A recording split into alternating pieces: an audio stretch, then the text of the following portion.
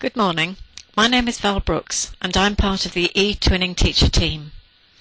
I'd like to give you an overview of a possible pilot project in which we hope some of your schools may get involved. Let me tell you a bit more about it. What we'd like to propose is that 5 UK schools who've already been approached and agreed to be part of this project partner 5 schools from Europe to work collaboratively to hold online virtual Grand Prix races. This will use practical maths and some simulation software. Support will be available throughout the pilot.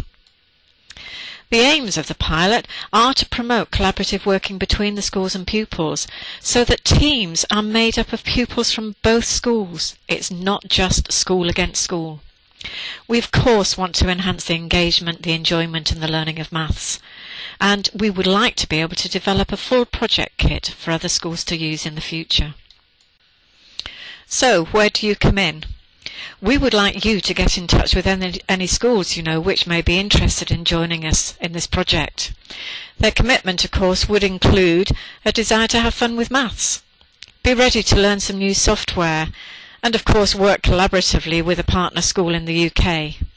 And we hope that they would give feedback during and at the end of the project. There are 2 aspects to this project.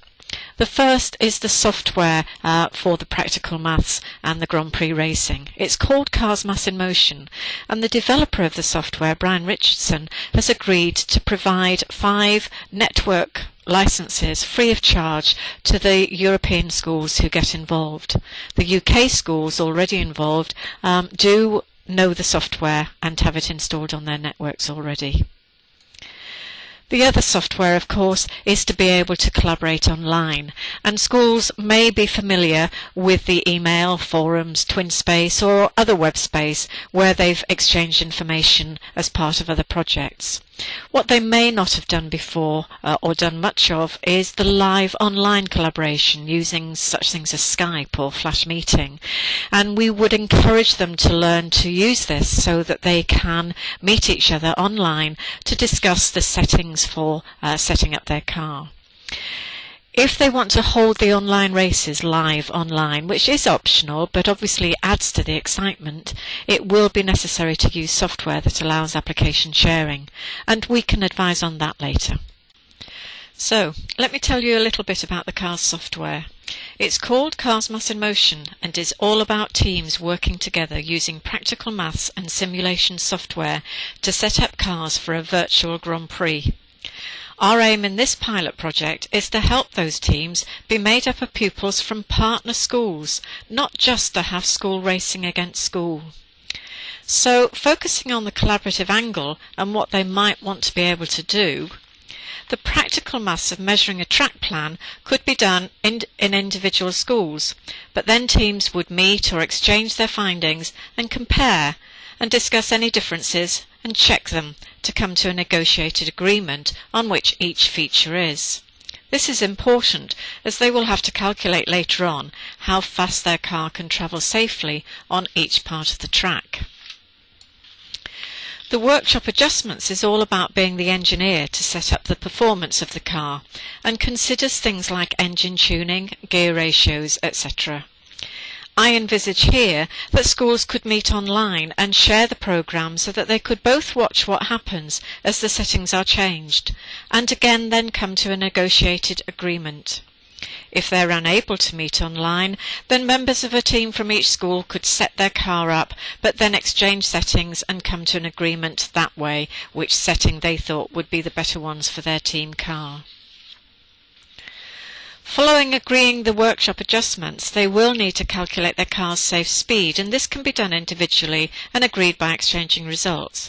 But the next part of race planning could again be shared online, so that they all see if their practice lap is successful. Once again though, if they are unable to meet live, this could be done individually. Once a successful practice lap has been completed, the next part of tweaking their speeds on each feature really does need to be done together so that they can discuss and agree the best settings and strategy for their car. Finally, the team must decide on fuel and pit stops. So much of this work could be done individually and compared, But once again, it would be great to get them online to discuss the final settings. Yet another opportunity for collaboration. Once everyone's cars are set up, then the race can be held. Holding this live online so that pupils from both schools see what happens simultaneously will really enhance the activity to make it far more exciting. So, this is an overview of what teams of children will be doing. You can see from the photos taken at this year's UK National Final how hard they work and how exciting it all is, even for the teachers. Children working in teams physically is straightforward, but teams working virtually is a really big step.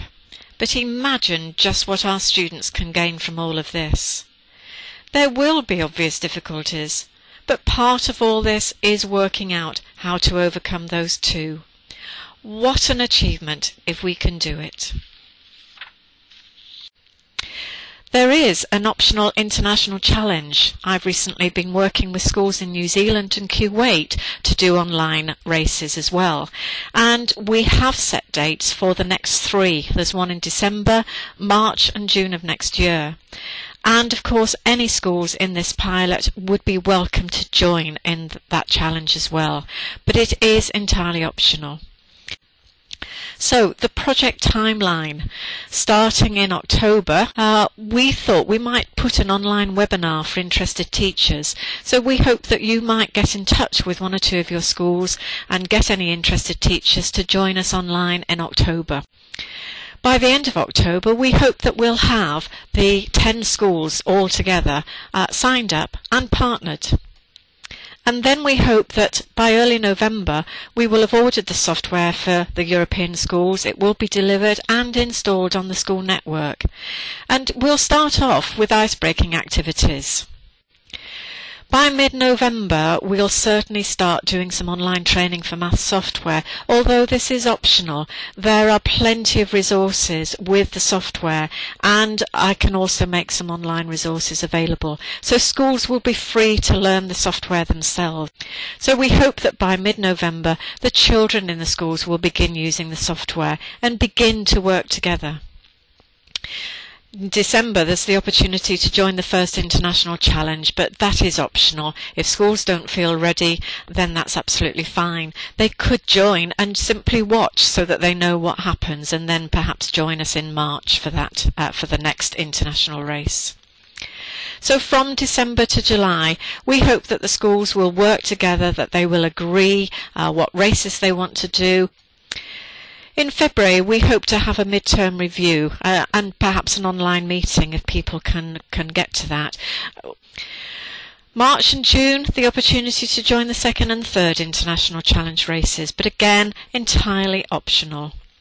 And by July, we hope that we'll have a final evaluation of the project so that we can take this forward, hopefully, and get more schools involved in the full project in September 2009. So, if you want to know more, do feel free to contact me at any time.